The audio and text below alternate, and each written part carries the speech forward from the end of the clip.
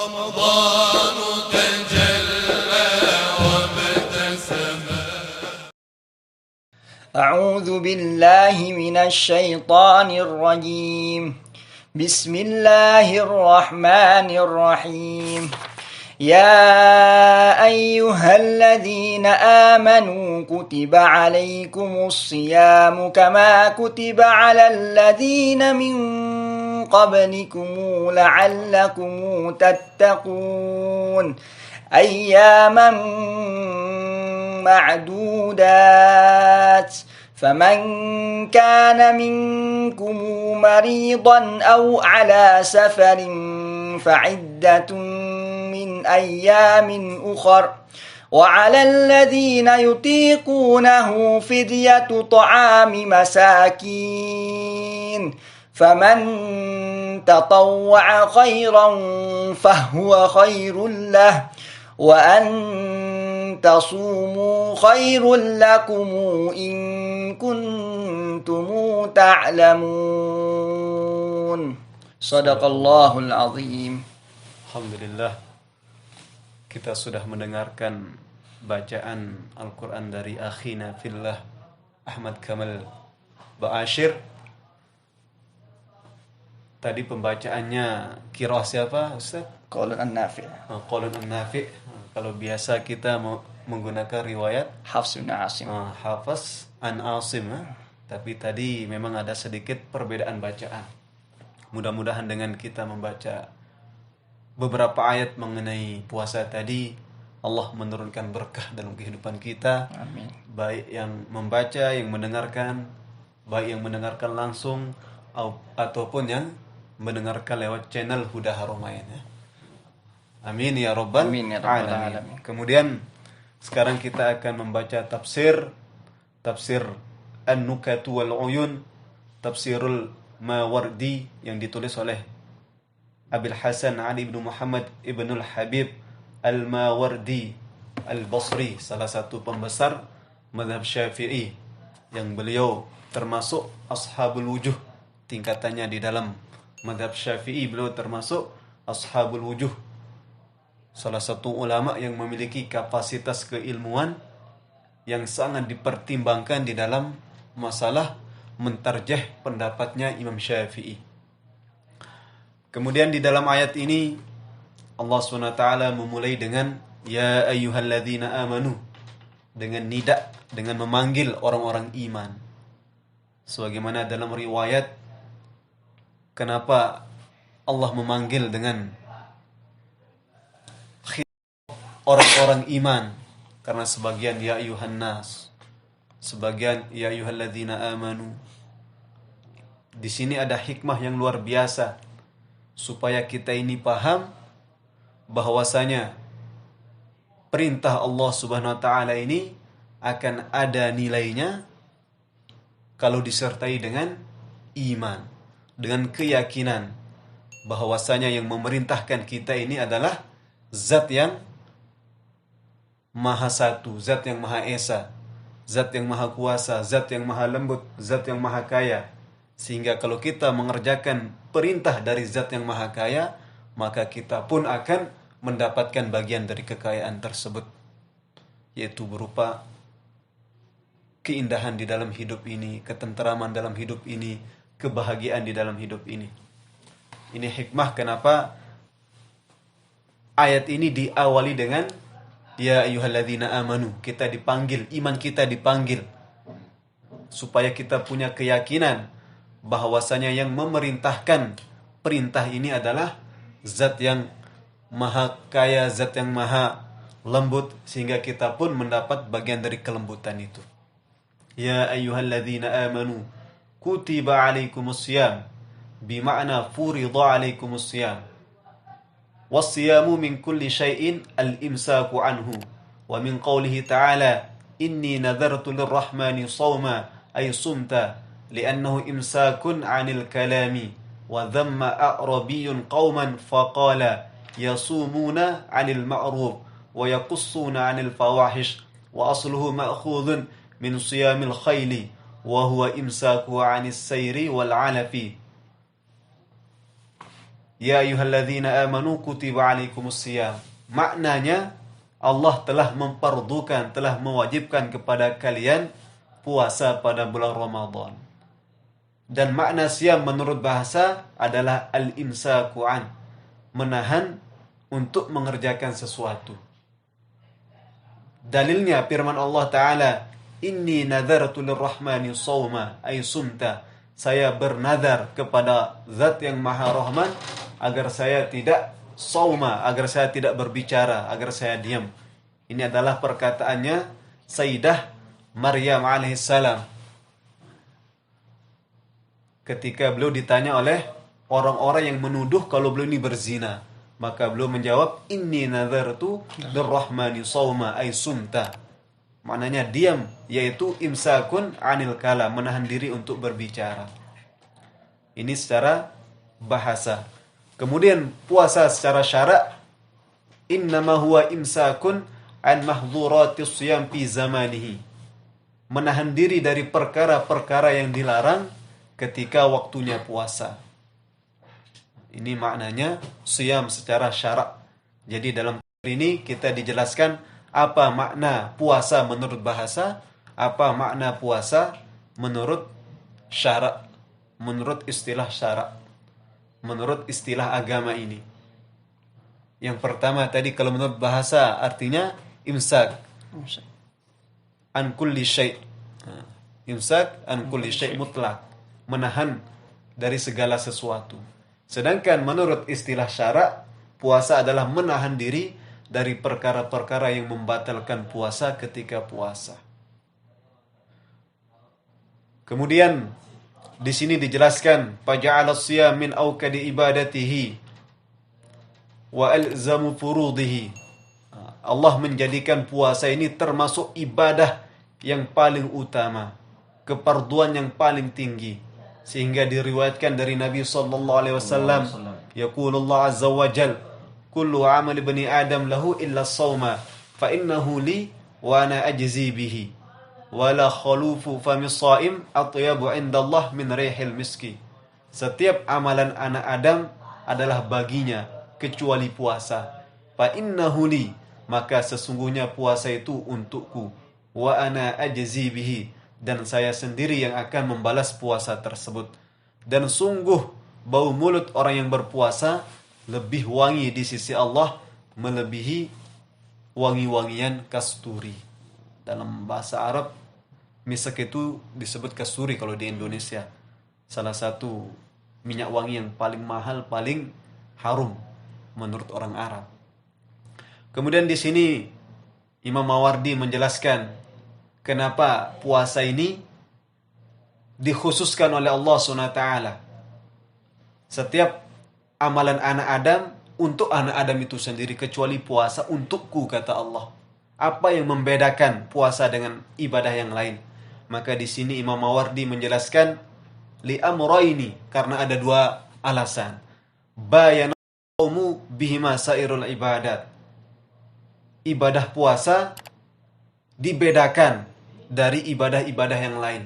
Yang pertama, anna as-sawma mana'a min maladhin nafsi wa syahwatiha ma la yamna'u minhu sairul ibadat. Puasa itu mencegah kita untuk menikmati kesenangan-kesenangan syahwat.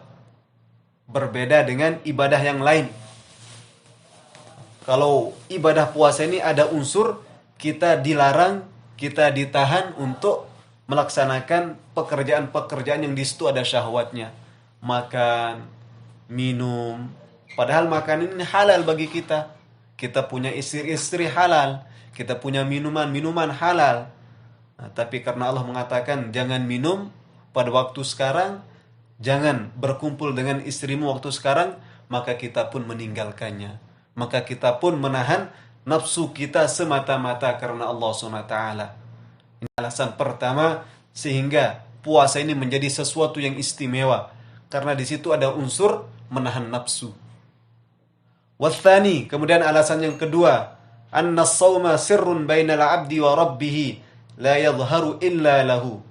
Falidzalika shara mukhtassan bih wa ma siwahu minal ibadati dhahirun. puasa ini adalah rahasia antara hamba dengan Tuhannya, yang tidak nampak kecuali hanya Dia yang tahu. Berbeda dengan amalan yang lain. Sholat, kita antara orang sholat dengan tidak sholat kelihatan. Saya sholat kelihatan, ini tidak sholat kelihatan. Tapi antara puasa dengan orang yang tidak puasa tidak kelihatan. Mungkin tadi antum diam-diam tidak puasa, siapa yang tahu? Diam-diam minum. Diam-diam minum. Ketika kita waktu kecil mungkin dulu kan, diam-diam ke toilet minum. Kalau dulu di Lombok itu ada namanya minuman pinto. Tahu kan minuman pinto, diam-diam minum. Siapa yang tahu? Ini yang membedakan puasa dengan yang lain. Betul-betul di situ ada rahasia. Rahasia antara Tuhan dengan hambanya. Ini ada dua alasan. Jadi yang pertama apa? Alasan yang pertama, puasa ini berbeda dengan ibadah yang lain. Yang pertama ada unsur menahan nafsu. Menahan syahwat di situ. Berbeda dengan ibadah yang lain. Secara umum tidak ada unsur untuk menahan nafsu. Bahkan di situ ada unsur untuk riya. Misalnya orang haji biar dikatakan Pak Haji, orang sholat biar dikatakan ahli khusyuk wal khudu'. Tapi kalau puasa, dia di situ menahan nafsunya, ada makanan, ada minuman, ada istri cantik menawan, tapi ditinggalkan karena apa? Karena dilarang oleh Allah untuk menyentuhnya. Kemudian alasan yang kedua, puasa ini adalah rahasia antara hamba dengan Tuhannya, yang tidak diketahui kecuali oleh Dia dan Tuhannya saja. Maka di sini Allah mengatakan wa ana ajzi bihi, saya langsung yang akan membalasnya. Tidak ada yang tahu apa balasan orang yang puasa yang sebenar-benarnya kecuali Allah Subhanahu wa taala. Kemudian Allah berfirman, kama kutiba 'alal ladzina min qablikum wa fihi thalathatu aqawila. Allah perdukan puasa ini sebagaimana orang-orang sebelum kamu juga diperdukan atas mereka puasa juga. Wa fihi thalathatu aqawil. Di sini ada 3 pendapat. Maksud firman Allah kama kutiba sebagaimana diperdukan terhadap orang-orang yang sebelum kamu, annahumun nasoro, mereka itu adalah orang-orang Nasoro. Yang dimaksud orang-orang sebelum kita ini adalah orang-orang Nasrani. Kemudian pendapat yang kedua, annahum ahlul kitab, wa huwa qaulu Mujahid, mereka itu adalah ahlul kitab.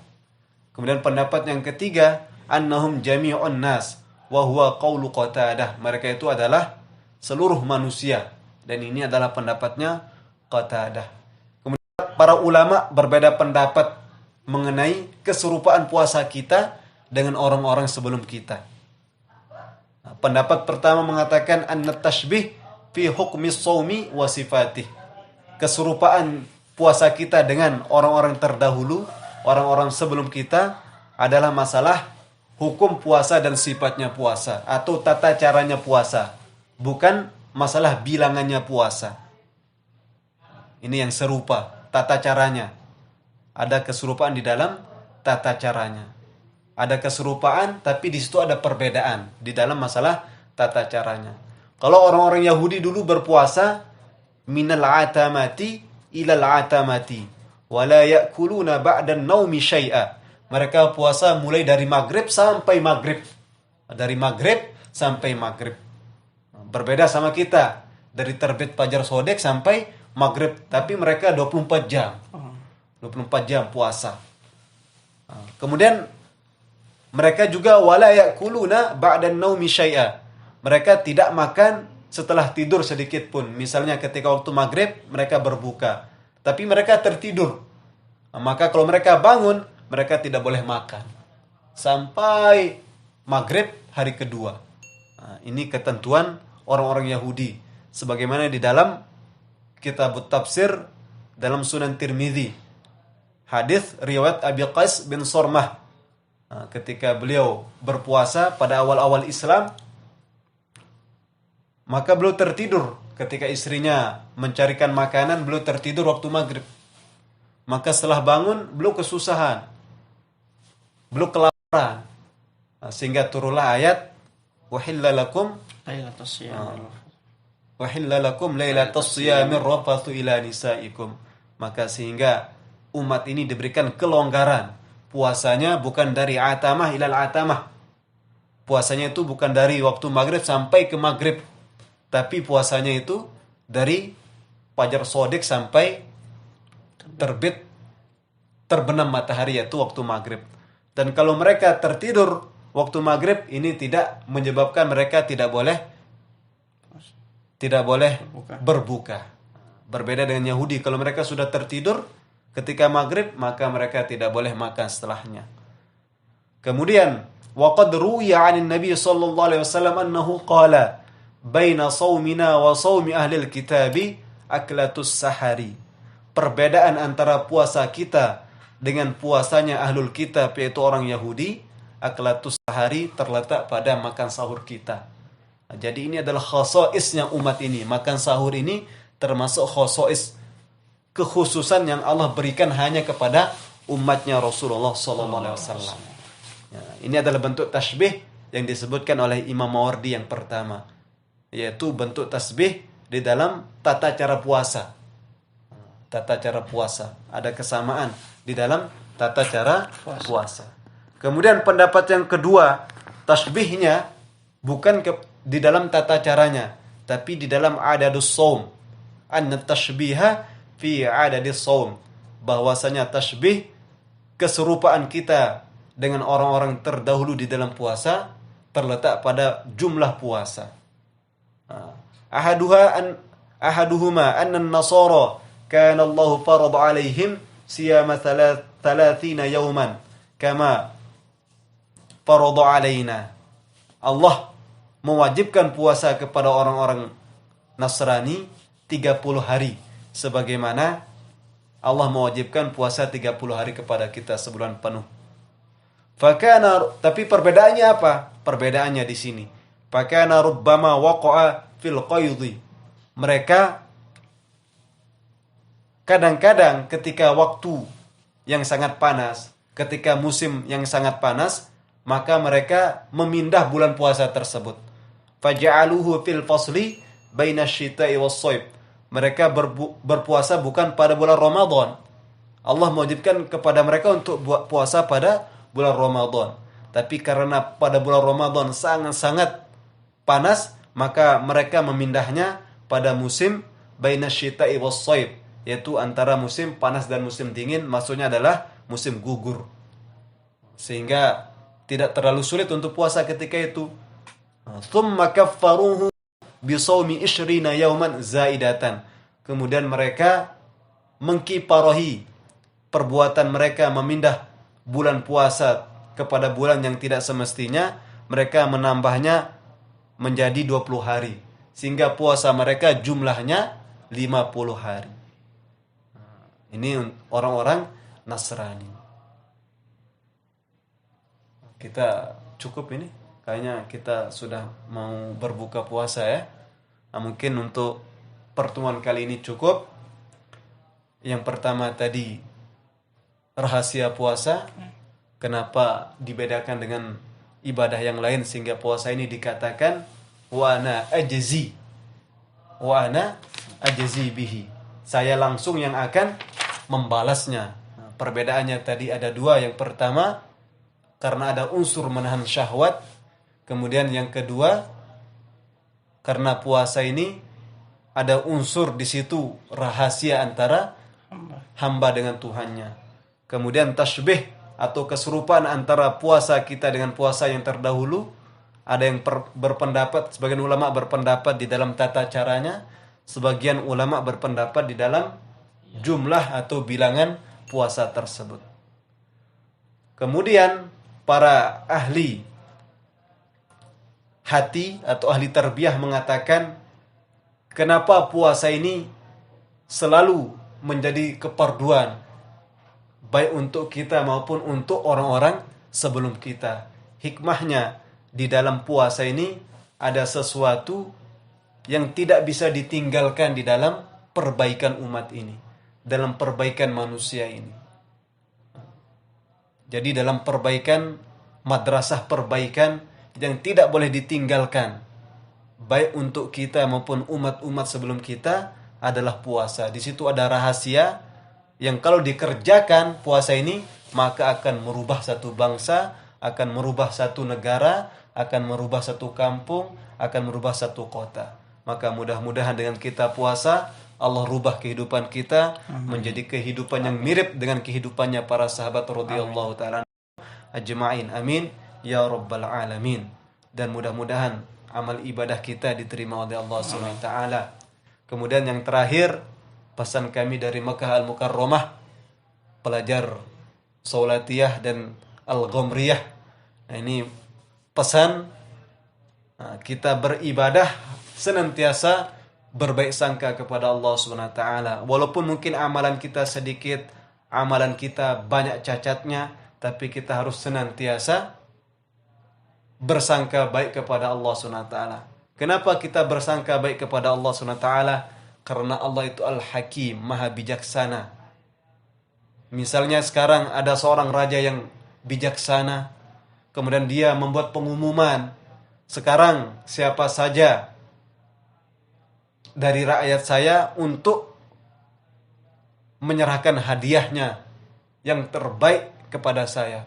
Maka ada orang yang tinggal di satu kampung yang di situ harta yang paling berharga adalah garam, karena dia penambang garam, maka dia pun membawa garam tersebut ke hadapan raja dengan harapan raja akan memujinya, raja akan membalasnya, karena dia tahu raja ini adalah orang yang bijaksana. Maka dengan penuh kebijaksanaannya, raja ini pun tersenyum-senyum melihat rakyat yang membawa garam tersebut. Padahal bagi raja apa artinya garam? Tapi karena dia bijaksana, dia tahu hambanya ini datang dengan penuh baik sangka, dia akan dibalas, dia akan diterima dengan baik. Maka begitu juga Allah SWT. Allah SWT ini zat yang maha bijaksana. Tidak ada apa-apanya dibanding dengan raja tadi kebijaksanaannya. 1.000.000 kali lipat, bahkan tidak ada batasan kebijaksanaan Allah SWT. Maka mudah-mudahan kita membawa amalan kita yang sedikit ke hadapan Allah SWT, maka Allah pun akan menerimanya, kemudian membalasnya dengan balasan yang setinggi-tingginya, dengan berkah puasa, dengan berkahnya Rasulullah. Bisirri al-Fatihah. A'udzu minasyaitonir rajim. Bismillahirrahmanirrahim. Alhamdulillahirabbil alamin. Arrahmanirrahim. Maliki yaumiddin. Iyyaka na'budu wa iyyaka nasta'in. Ihdinas siratal mustaqim. Siratal ladzina an'amta 'alaihim ghairil maghdubi 'alaihim waladdallin. Amin.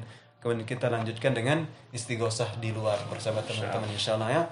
Kita tutup dengan doa kifaratul majlis. Subhanakallah astaghfiruka wa atubu ilaik. Assalamualaikum warahmatullahi رمضان تجلى وابتسم